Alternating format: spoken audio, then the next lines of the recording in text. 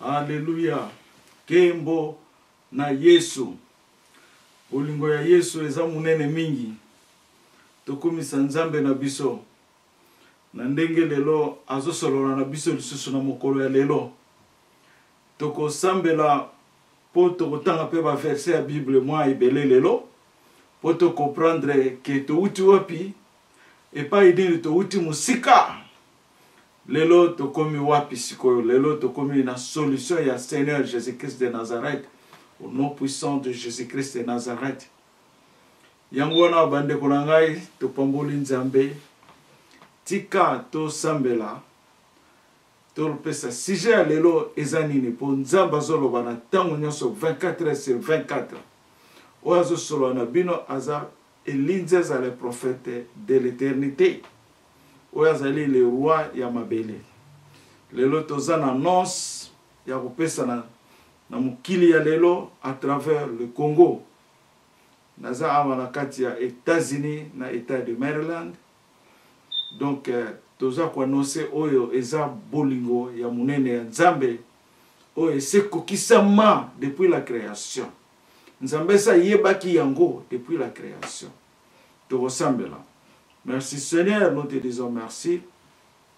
Nous te glorifions par l'amour de Dieu le Tout-Puissant, le plus haut, Dieu le plus aimable, Dieu le plus élevé, Dieu qui est tout-puissant, le plus haut, Dieu qui est le plus puissant dans le ciel et sur toute la terre. À vous que nous donnons toute notre confiance. Dieu le Père Majesté, à votre nom, par le nom de Jésus-Christ de Nazareth, que nous nous tenons aujourd'hui ensemble avec nos frères et sœurs, enfants, fils, filles du Congo, nos mamans, nos papas, nos ancêtres. Nous tenons par cette bienveillance, par ton nom puissant de Jésus-Christ de Nazareth. Seigneur, prends soin de ton peuple aujourd'hui. Prends soin. Lève-toi maintenant. Commence à marcher par la grandeur de ta bienveillance, afin que ta parole soit accomplie, afin que ton nom soit glorifié partout dans les quatre coins du monde, même dans les cieux.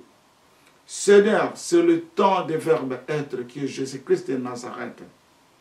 Les prophètes ont parlé par ton nom, par l'amour de Dieu l'Éternel. Et aujourd'hui, la parole que les prophètes ont prescrite depuis le commencement, c'est maintenant que ça vient d'être accompli. Comme vous nous l'avez prescrit dans la parole de l'éternité, la parole de la lumière, Seigneur, la Bible vient d'être accomplie par la Genèse 24. Nous te remercions, Seigneur. Lève-toi encore. Marche pour nous, le Congo RDC, qui aujourd'hui devient le royaume Congo qui a été avant. Aujourd'hui, le royaume Congo est repris par le royaume des cieux. Le royaume des cieux qui est descendu sur la terre pour couvrir le royaume de David. Vive le mariage de Jésus-Christ de Nazareth. Vive l'amour de Jésus-Christ de Nazareth. Vive le règne de Dieu le Tout-Puissant, qu'on a promis depuis le temps passé. Depuis le Seigneur Jésus-Christ a montré à son peuple comment prier. Notre Père qui est aux cieux, que ton règne arrive. Que ce règne qui vient d'arriver maintenant.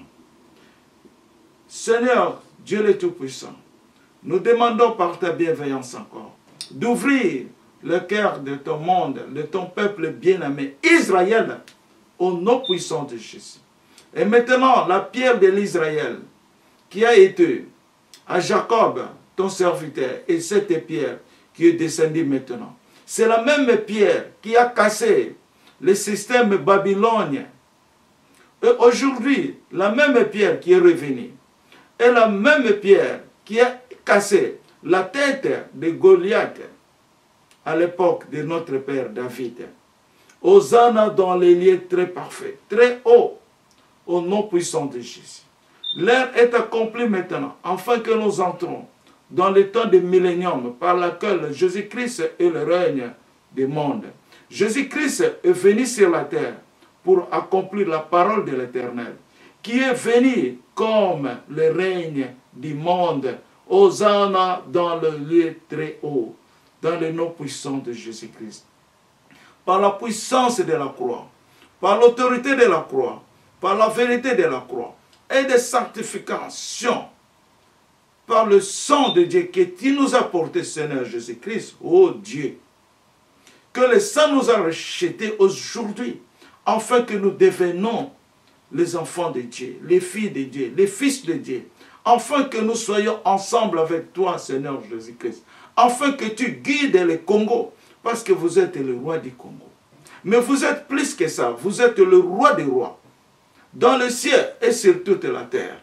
Et vous êtes venu pour, sur Emmanuel, de planter ton autorité, une seule autorité, l'autorité de la valeur, parce que le royaume est le royaume de la vérité. Le royaume qui identifie le Seigneur Jésus-Christ, le roi des rois, et le temple de Dieu. Et l'Esprit Saint de Dieu, qui est le temple du Seigneur Jésus-Christ, qui flamboie le royaume de Dieu, la lampe de l'éternité. Seigneur, lève-toi, marche avec ton peuple, règne maintenant. Nous te prenons. Nous te souhaitons la bienveillance, afin que, Seigneur, vous marchez convenablement par la loi des Écritures, par la loi qui vient plus haut dans le ciel du Père. Seigneur, marche maintenant, que nous soyons avec toi. Ta vérité se voit maintenant aujourd'hui, dans le nom puissant de Jésus-Christ. Amen. Alléluia. Alléluia. Alléluia. Bon, si j'ai l'ambition de l'élo, to koloba série ya makambo eze belé oyo mutu nyonso to presque oyo balandi biso na télévision, na internet, na YouTube, na ba journaliste na biso na Congo à travers le monde. To bandi likambo oyo to wuti na musika. Message oyo ngana ko yikoloba tango nzamba tindaki ngai tango na yambi Yesu na salaka musulman. Yesu alanda ngai, ça fait très longtemps na kacha bazamba pour na travailler mingi na Congo na kosala musala ya commerce na nazare kosala na zamba kokende ba wapi ba Kuwait ba Egypte partout dans le monde na tamboli pe na Congo mobimba. Mais tango Yesu ayi kobenga ngai na yambiye pour histoire les hommes mulai moi to lo banyo société tozo pesa nga détail tozo pesa moi bref moké. Seigneur atinda kinga na Congo, alobi na ngai kende na Congo, okende koyebisa peuple na ngai, oyo ako investir na Congo, na champ na ngai, na mabele na ngai, na champ na ngai, ngai nzambe na komona ye, pe na ko proclamer ye, na ko tombola ye.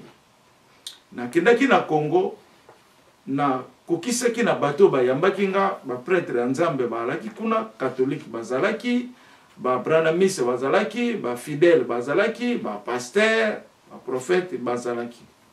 C'était environnement 250 à 300 personnes.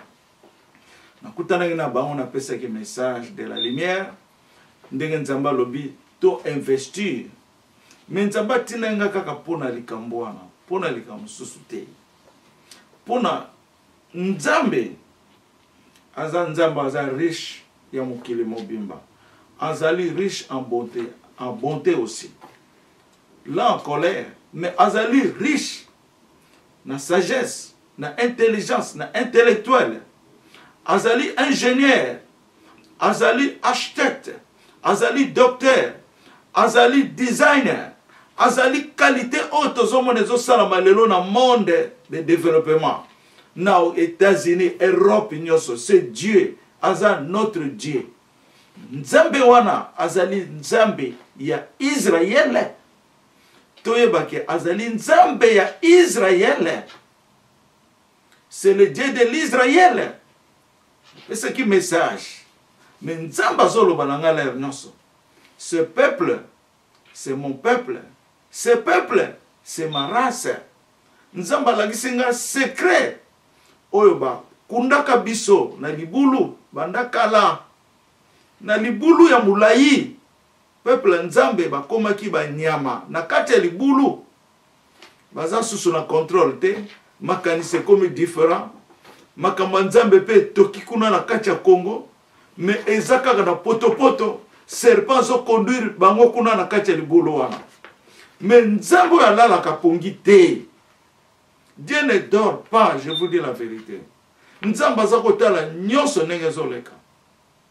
Aza kotala ndenge bana Congo bazolela. Azolanda bana Congo ndenge bazosambela. Nzambe atalaka bandako wana te. Nzambe atalaka le cœur. Nga nazalaki musulman, mais Nzambe atalaki motema na ngai. Atalaki teke mpo naza musulman. Nzambe atindaki Moïse. Atalaki mission oyo ye atindaki na Moïse. Atalaki mission oyo ye atindaki na Moïse. Mais atalaki epai Moïse azalaki te, mais atalaki mission na ye po emonisa bana kati ya Moïse. Atalaki mission oyo apesaki na Abraham, malgré Abraham azalaki na bamboka mosusu epai batekaki bakoko na biso. Mais alobi na Abraham biba tika famille na yo landa ndenge nga na kotambusa yo osala tour na mabele ndenge pe asali na ngai atalaki musulman te mais atali ngai yango na Congo ezalaki ya kokufa na libulu. Nzambe atali ba Congolais, atali mitema ya ba Congolais, amoni pe pase na bango, mais Nzambe alingaki to koma héros ya mokili. Pour Juda eza spécial monopole Israël ya Nzambe na mabeloyo. Le peuple élit asali Juda Israël ndenga asali mokili mususu te, asali Congo spécial. Mais Satana ayaki ko panza mariage ya bana Israël na Congo.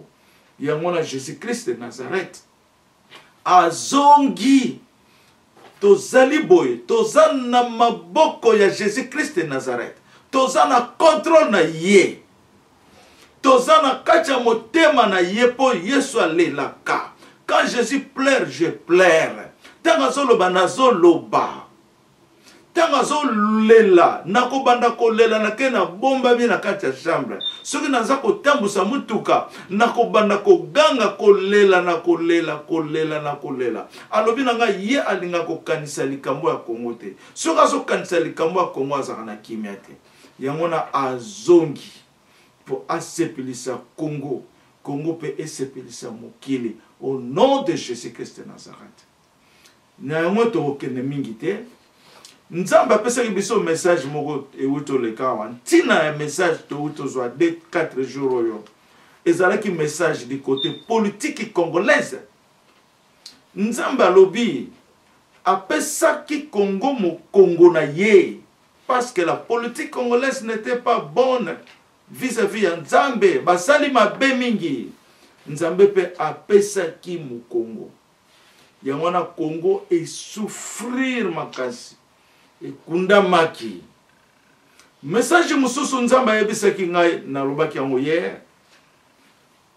Lelo tozali le 30 décembre 2018. Na pesaki message lobby il y a le 29, mais le message wana nazwaki yango le 28. Na message wana na pesaki yango lobby Nzamba lobby Congo na politique congolaise, mikuwa ya politique congolaise ebukana ça fait 11 ans. Bazalaki ko bela banda kala mena na 11 ans euto leka mikuwa ebukana ya politique congolaise. Politique congolaise ekoki kotela malisusu te. Donc wana Nzamba pesaki message to pesaki hier. Après hier le 29 nazu message oyo Nzambe ayoko loba na biso lelo ayoko telemisa ngai na Congo. Afana loba message oyo Nzambe azako loba na ngai yebisa bango pona nino zongo yebisa bango te yozali roi ya mabele, le roi sur la terre. Pona nino zo yebisa bango te nzamba force ki ngana lobango po eza kilo makambo nzamba lobaka nga yo muta normal bokoka ngote po omona ke oza muta maladi me ngana kokaka ngo po nzamba asali nga na fondation wana asali nga libanga alibi libango na salaki nango création ozalaki na premier jour ya création premier jour ya mokili yo eli ozala na salaki yo libanga na formule ya moto mai na mabele tango nazosala yo soki moto atali ndenge nazosala yo likolo mpe ya moto bakolela po ngai nzambe nasali ozala direction na nga na tioyo musika na désert po natambusaka yo ozala direction na ngai ozali ndako na ngai ozali kiti na nga oza siège na nga oza trône na ngai alakisaka nga na kingo na ye alebemoni bijou oyo eza yo elinzeza po naza na ye ozali na ngai ngai naza na kati na yo il n'y a qu'un seul chemin il n'y a qu'une seule vérité une seule lumière il n'y a pas deux il n'y a que ça oyo balingi yo te baponi moto na bango bon na message nzambe aza kobenga nga roi na lobaki yango déjà na loba ke nazali roi ya mabele mais message oyo nzambe apesi ngai date ezalaki c'était hier date au nom de Jésus-Christ de Nazareth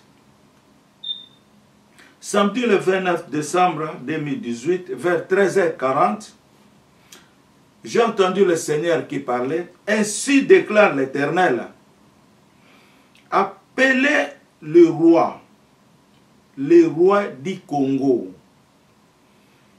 Je répète, appelez le roi du Congo. Ndenge na yokeli nzambe na longolite na bakisite.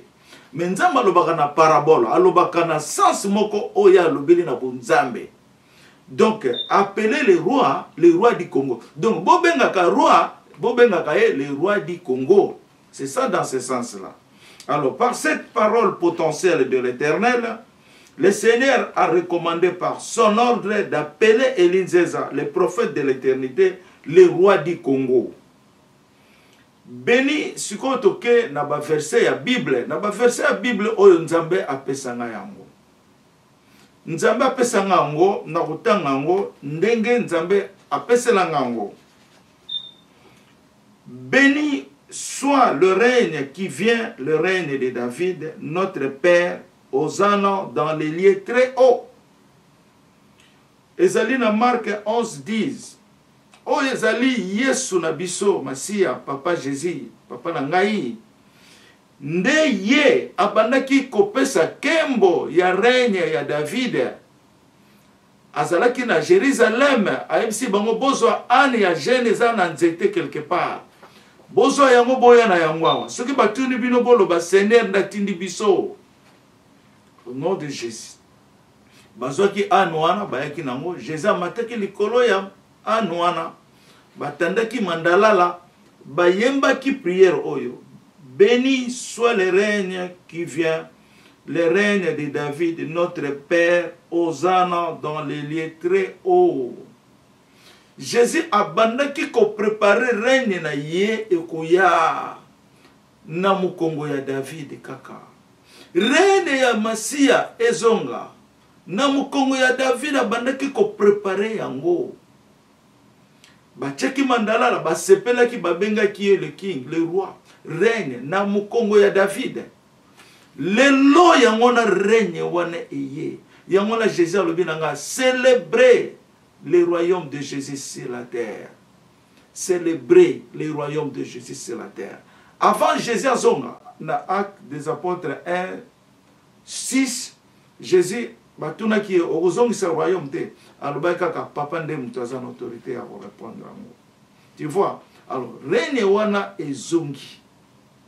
Alobaki lisusu na Bible, na Actes 15, 16.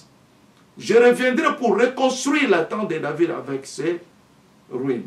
Na kozonga kozongisa ndako ya David. Po David azaki azamotema ya Nzambe. Ti lelo David azamotema ya Nzambe. Yango na Nzambe agire. Est-ce que ngai na kosa David?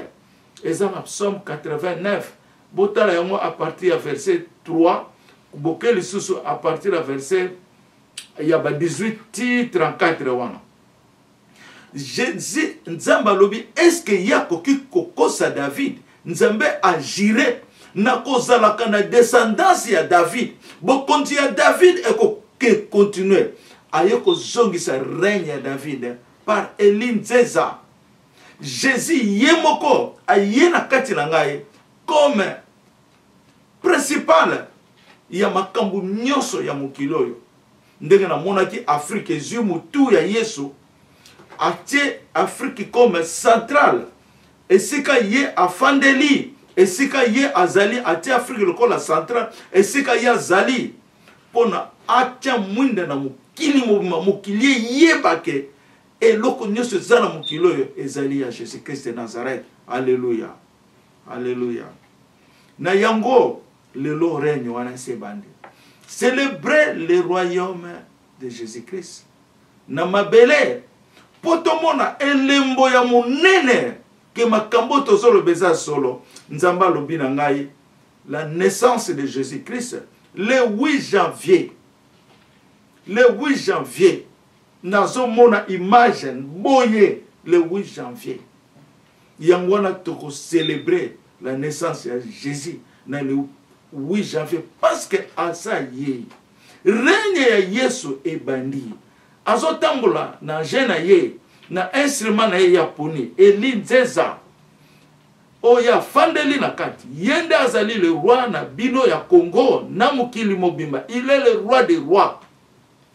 Yende aza mokonzi bakonzi yende azui caché oyo nzoto oyo pona atambola azui poso oyo asalaki yango na forme ya libanga parce que soki basali ndenge wana te komema nzambe te, c'est pas n'importe qui oyo akomema nzambe no we ekosalama te nzambe asali instrument na ye oyo akotambolaka nde yango wana tokotanga lisusu verset mosusu oyo ezolobela biso na Psaume 2, 6, 7.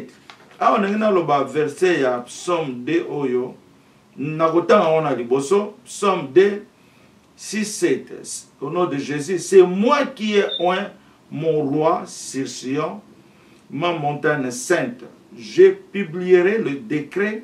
L'Éternel m'a dit, tu es mon fils, je t'ai engendré aujourd'hui. Nzamba telimisa ngai alatianga elamba ya pembe jaquette en or a déclaré ngai na verset oyo verset 7 alobi na déclaré yo oza mwana na ngai na poni yo oza mwana na ngai ngai naza papa na yo alobi na nga zwa verset ya Psaume 2:7 esungaka yo ilikili ndenge wana a déclaré nga lisusu na chapitre kaka ya Psaume 2 a déclaré ngai tuna ngai na pesa yo eloko yo lingi oyo ekomami na verset 8 na 9 na kati ya chapitre wana ngana bi pesa nga ndenge ekomami na liloba nzamba lobi na nga tala likolo na tali likolo nazomona ba makambu nyonso eza na mabele batu tu baza na mabele na forme ya betuale ndenge alakisaki Abraham alobi oyo nyonso na tie yo na ordre nango alobi na ngai tala lisusu mpona alakisa yo ke nyonso eza na contrôle na yo yo za Emmanuel tala lisusu na tali alobi nango ozomona nini globe na bi globe terrestre alobi nanga mela yango ndenge nzamba asala na Ezekiel ndenge pasale pa na ngai na bina komela ngo ndenge abi mela yango me globe yep na nazomela globe wa ekoti nyonso na kati na ngai donc omoni ke poto sala ba commentaire mingi te nazopesa révélation ndenge nazwi ba na kati na bino boko sonde yango boko méditer yango boko évaluer yango boko analyser yango mais déjà mingi nzambe sa touché bango mingi tango bazotala ngo boye ba video oyo ba message oyo nzambe azolobela bango nzambe sa promettait kinga tango nazomona ba congolais baza vraiment mitema pena bolimsanga pona lobango po eloko na ekolonga bientôt nazomona ba Congolais baza peuple moko baza ndenge na vivre na ba musulman te na vivre na musulman 30 ans ba musulman baza na bolingo makasi ya to mona bango baza na nzambe te mais baza bien discipliné mais au monique nazomona ke soki na lobi likamba boye bato ba ondima ngai te donc nazako zonga ka sima nzambe ye moko azotala kaka ngai posa na musala na ye nazako mona tango nazoloba ba finginga mingi nazoba nzambe nazoloba makambo eza yo zosola na ngai ngana yo toza moko mais nzambe alobi na nga ngai moko na kolobela yango na mitema ya bakongolais ezali na verset ezali na Joël 2:28 na tango ya suka bana na ba mama na bakoko bako prophétiser yango yo tango yango botala bato bazo prophétiser likambo ya Elinzeza baza ba famille côté na botami sœur na ngai to botami mama moko papa moko to famille na nga mwana no côté na bango nyonso na biologiquement baza te bato mususu bazo zwango 7 ans avant mona ngai 27 ans mutu mususu amona elanga ya makemba 27 ans alukaka solution azwaka te jour prophète Élisée alobaki Elinzeza za elanga ya makemba alobi que j'ai eu mon cadeau abengaki nga naza na New York pendant 27 ans alukaka solution azwaka ngote bozo mona nga nazaka mais bozo ba makambo eza na kati te c'est Jésus-Christ qui est là c'est lui qui est la solution de ce monde ozo mona na yango to pesi ba message que lelo ye moko nzambe azolobela bino azolobela ba pasteur na ba brebi ya nzambo nzamba pesi ngai alobeli presque mutu nyonso presque ba brebi wana bozotala bango na interview ya pasteur Bobo nzambe alobelaki presque ba brebi wana nyonso mais mitema na biso eza kaka pasi ezondima kaka te eza likambo to tia jalousie na kati te na yebisa bino mais to tia ke toza bana ya nzambe to epo to servir nzambe faut to respecter ordre ya nzambe ezali te ke pase ngai na ngai noko na nga zala boy noko na nga komi wana te parce que ndeko na nga parce que politique parce que tout ça eza wana te ezali ke biso tozala na vie ya bien to longola ba préjudice wana ezalaki boy nayebisa bino ate tezina kokosalisa Congo te nazoyebisa bino il ne peut pas parce que nzamba otoloba lobi oyo alobi Congo ezali propriété privée na ye propriété privée otozobenga le royaume royal de l'Éternel nani kolongolango moko atelama loba oya kolongolango ki atelama nzambe sa pointe libanga na sa pointe ngo alobi moko te akoko longola libanga na yo mono za makasi yaka bato bazoke no koluka mbongo wapi na ba mindele tant bozo sala projet d'élection na bibie projet ya élection pour eloko moko eza kuna te ide na bino na mitema na bino eza wapi ide na bino ezali ba américain ba européen ba pesa bino mbongo pour kosala départ mais mabele na bino eza na richesse bozo mona ngote richesse na bino zokene na bato mususu na ba nation mususu mais bolingi boko no senga bango mbongo pendant que bino bozana yango koleka bango nzamba yebisanga message moko na lobana ba président ba leader africain yebisa bango pona nini ba komi kozala intoxiqué na ba leader européen na lobaki ba leader européen ba konji Europe kuna albaki pona nini yebisa bango basala boité pambate na ma oyo basala wana maboko na bango eleki plus cher que ba européen wana. Mais je te dis la vérité. Les États-Unis sont riches par la bénédiction. La bénédiction est wapi?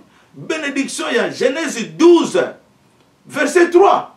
Parce qu'ils ont supporté Israël. Mais Israël va supporter les vrais Israël, les faux, les masqués. Mais bango va supporter combo ya Israël yangona nzamba zolanda combo ya Israël. Ata bango va faux. Mais combo ya Israël c'est sika faux izali. donc eza lokola elinze azaki musulman mais nzamba azotala ki musulman te mais nzamba azotala elina ye azala ki musulman nzamba azotala elina ye aza wapi aza na États-Unis donc États-Unis faso mapamboli pour Israël azana kati ya États-Unis mais bénédiction uta yo kati uta na mayele ya bato non bénédiction uta na mayele ya bato bénédiction uta kana nzambe yango na États-Unis aza riche mondial aza soda donc do ya mukili mais lelo nzambe sa bendi yango po David sa zongi. Alléluia. David sa zongi nzamba wala yebisa président Trump. Jida azali kolo ya mokili mobimba. Jida azali kolo ya mokili mobimba. Afana kende na ese na pese bino ndenge na moni ba biloko mususu na ina loba ya autorité na nga ndenge ezali. Autorité na ngai ezali na par l'autorité de Jésus-Christ de Nazareth. Jésus afandisinga na trône ya David. Azu photo na ngai. Photo, atie photo na nga akomi Eli Nzeza à la place de David. Alobi na fandisi yo lisusu na place judiciaire suprême ya justice ya Israël. Na fandisi susu na bokonzi wana. Yango na Nzambe atondisa ngai sagesse. Lota ndoto no yo alobi na pamboli yo ndenge na pambola ki Daniel. Na pesi yo couronne na latisi yo couronne ya Joseph. Naza na trône ya David couronne ya Joseph. Ba oyo bazolanda ba prophétie ba koyeba yango. Ozomona donc na couronne wana naza komona nyama meme azalaki ya mwana mke abotami sika azo bunda azo balancer nazo tala meme ngo boy nzamba lobi na nga mais même nazo tala eza nde yo moko même nezo eza yo moko ayoko loba ngai biso alobi na nga ba angelus ko ba bazo epsa ngai na likolo nzamba tia image na yo to bengaka yo symbole ya Joseph boyebi Joseph azalaki nani Joseph azalaki premier économiste du monde à partir d'Égypte kobuta na prison Égypte kote kinzala mais Joseph ayaki kopesa ngo mapamboli yango na tozolo ba likambo boy bande ko nga ezali likambo tenge po ngona kozande ko nga ite menga na lingaka yo mingi attention yo linga te na linga bozo finga nga mais na yoka mawa mais soki na lobi na sana ngo revanche ndenge bokomaka wana na asi ba maboko na bine kofimba donc na zo yebisa bino po bozo komela ngate bozo komela nzambe oyo ya likolo pe na se ozomona menga na lingaka bino donc ozomona Congo ezaka nzambe bato lelo bakoza bokonzi na ba politique boyebele bakotonga Congo te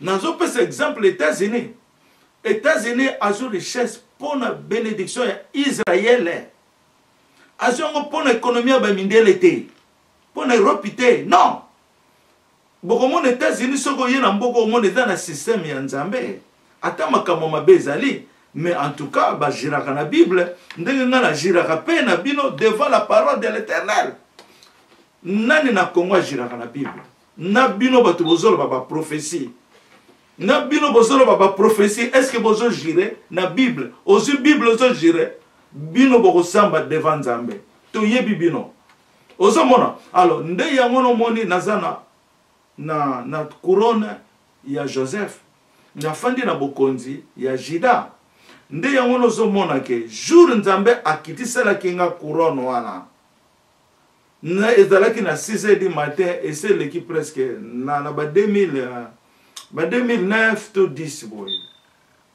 ou bien 11 na tongo na soko notika mama bana pour na lero na za osala mais Saint-Esprit ayeli ngalo bina yoko kuruno yo lelo kuruno na yebi ona miso na ngai la kisinga ngo boyi nazo kita na escalier na uti chambre pona ke notika madame na musala mais révélation ezo landangai lokola nazo vivre boye nazo mona couronne ezana mabanga 8 D lokola 4 fois ça D qui fait 8 eza alliance de couronne on azana ngotango na sim na chaka mutula nga boye nzamba lo bananga ozo simba couronne na yo mutu mwa balongola ngo bido kozeba ministère nzambe te bozoyeba te fo kaka nzambe mpona biso bakongolais israélite mpo tozwa bomengo ya seko kobanda na mabele ekei ntina likolo parce que le royaume des cieux est venu maintenant ici mpona kopréparer le cœur du peuple de Dieu mpona kopréparer bana ya nzambe avant la fin du temps oyo yesu akomonisama na espace na mabele te akomonisama na espace des groupes ya bato kozala bakopanza des groupes oyo ya père na oyo ya satana nde jour wana yesu akoproclame jugement mais leri yango yo nde sikoyo règne ya yesu ye mpona préparer le peuple de Dieu par la parole de la vérité. Par la parole de la vérité. Et ça, quand vous avez la Bible, Matthieu, vous fungoli, vous pouvez explication, vous binisi batu, et sili, non. Il faut te dire, Matthieu, na kati ya ndako Matthieu, makamune neza na kati ya ndako Matthieu, na kati ya Jean, makamune neza na kati ya libumu ya Jean, makamune neza na kati ya mikuwa ya Jean, au nom de Jésus. Nde ya mono zomona ke, nzamba tindi bisoto ya, na ba saint pe, na zanga mokote, na bino pe boza ba saint, nzamba lobi, le Congo est le pays saint de Dieu. A déclaré yango, eli nzeza, la maison de Dieu, nenga na uto loba, naza temple na ye, naza nzete na ye, donc nazali siège na ye, donc naza hôtel na ye, eze belé quoi, ozomona. Nde yango wana, nazo répéter le sous Congo, a cause succès te soki nzambe afandi te. Donc to pesa nzambe kanda te à partir à lelo. To pesa nzambe kanda te. To pesa nzambe merci to yambi yo Jésus Christ de Nazareth. To yambi yo na mwana oyo ye na ye Emmanuel. Maman Monique a monaki vision ya mapa le pain de vie et ça révélation malamu kitoko trop. Hein? Amoni mama payé bato bazo kabola mapa amoni nga na ye na yebise bango kombo na nga ezali Emmanuel Saint-Esprit tango Jésus azoloba na ngai Eli il faut yamba lilobo malamu makanisi na yo ezali liloba nzambe te yango na likambo tunga na lobaka eza makanisi ya la chair ote la chair nous combat par l'esprit il nous combat la chair nous combat. Donc, à l'obiranga, yamba di lobo yo. Pambate yesu akoti na kanti na yo mobimba. Tango Jésus zolo bango. Kolombe kiti na maboko na ngai. Na zomo nango. Azo balancer po na simba e bien. Na tango na zo simba e. Jésus lobi en vérité toi tu es le Saint-Esprit. Ayoko lo bananga sube criture oyo komaka. Ezali kombo nango Jésus Christ. Siko maloba nyonso. Petotala. Oyo balobi yaza mukonzi yaza bo na kota kuna te ponga na zana ntina wana te ngana lobo eza ya ngai tozana o tozobenga les déclarations eza 6 et yena 12 amendements na 6e déclaration eza loi ya royaume ndenge to vivre na mabele ona ndenge to kende na ona likolo eza serete soko mutazo yebisa bino makambo fo apesa bino suivi. Il y a dossier, il y a plein d'ambapessiers. Tozana yango. Chaque jour, tolobaka yango. Chaque jour, na tina kaba message. Na parla kaba message. Et ça, na maramsu na boyo kite za na loi. Na nzamba le bitango to koma na Congo. Na l'air wana banda ko parler sur le livre d'or.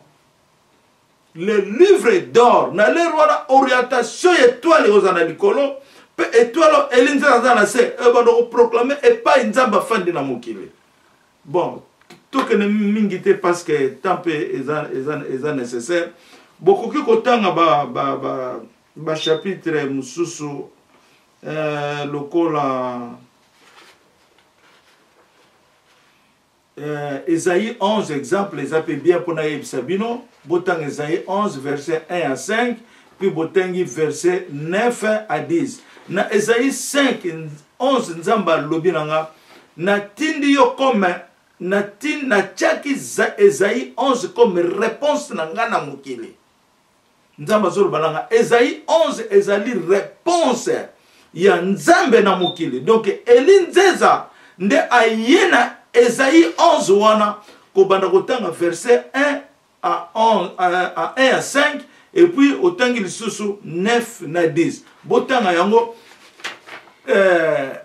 mwana oya wuti na misisa ya Jesse ye wana akuzaka na Esprit Saint akobanga nzambe ye akojuge ba pauvre avec équité ako traiter batu na bosembo na esprit ya nzambe akobangaka esprit ya nzambe pona asala musala ya nzambe ozomona donc akosalaka oyo ezali ya nzambe na yango soki tokena verset 9 10 ezolakisa ke ye akozala conseiller ya mokili mobimba batu dioso ya mokili mobimba bakoya kotunaka conseil epai na ye o nzamba lobi Esaïe 11 epai nanga lobi eza réponse o ya pesi na mokili na keli susu na Esaïe 41 nzamba lobi na lero wana tanga pesanga nana annonce nga wa royaume te tanga pesanga Esaïe 41 alobi soki bato balingi ba yeba nani onga na poni comme ona ngai na mokili batanga yango na Esaïe 41 na lobango na ba video o ezalaki après nzambe aye koloba na ngai lisusu alobi na ngai nazalaki koloba na yo mingi na Esaïe 41 mais siko na komo loba na yo fortement avec puissance na Esaïe 45 soko ke na Esaïe 45 ozu exemple verset 14 okomona ndenge nini nzambe azoloba ke batu ya mokili lokola ba Égyptien na l'air wana kwa alobi ba Égyptien ba Sabaen ba Legea bakoya epai ya roi wana bakolobaka kaka na yo nde nzambe oyo asali likolo na se azali epai na yo mais biloko wana nano manifeste te eza makambo ekomamaki nde yango wana nzambe alobi libanga est-ce que bino bozoyeba libanga est-ce que bino bozoyeba libanga libanga oyo nga na pose na Congo mutu moko akolongola ngo te ata États-Unis parce que yenda za puissant akolongola ngo te et puis nzambe alobi na ngai Eli mema peuple oyo na bosembo na ndenge sengeli po yo ozali orientation na bango abakisi lisusu maloba oyo ba prophète balobaki ekomi accompli merci nakanisi na yango topesi message nzamba lobi peuple na ye babengaka ngai le roi du Congo nde message yango oyo totelamelaki na bino lelo na kombo na Yesu topesana ba bonne nouvelle bobanga te nzamba kobatela biso ata makambo ekoki koya me ba oyo bazali na promesse ya nzambe na promesse ya Saint-Esprit na pardon que le sang de la rédemption bakokota na bakoti na alliance ya nzambe ata trouble ngo yendenge nini na yebisa bino bato na nzamba kobatela bango po nzamba za na posa na bango oyo bandimi Yesu oyo pe baza ba étranger oyo baza ba congolais ba eboli misanga oyo baza ba congolais non chrétien bakobika pe kaka pona mapambolo ye bakobika po eza mboka na bango tokoboya bango te tokosala discrimination te maintenant yebisa bino investir oyo ko investir na Congo nzamba akotombola ye eza na discrimination kuna te muto nyonso aya ko investir na Congo nzamba oproclame ye soki bino boza na retard ko investir etali bino mais na lingi bo investir na mboka wana pe to banga nzambe elo musu na kokoloba po to comprendre la vérité ya parole il faut tous avoir peuple uni dans le monde tous avoir israélites d'origine peuple juif biso dans Congo tous avoir un peuple distingué envers le monde tous avoir la brutalité na ba comportement na biso ko finga te parler n'importe quoi parce que kuna na libulu eza mabe mingi maloba na biso to lobaka nzambe ba angelo ba komango foto banga nzambe mingi tozala pena na amour tozala un peuple distingué aider les uns les autres tozala mayele nzambe apesa biso ba enseignement ya premier cristal théologien oyo enseignement donc ezali ba technologie na lobi nzambe aza ingénieur aza designer aza dioso na nyonso na mokili yango na nze mona nga nzambe ozali nyonso ya mokili nzambe ozali nyonso ya mokili nzambe ozali nyonso ya mokili Yesu ye yo bolingo oh nzembo na linga mingi parce que nzamba za nyonso pona Congo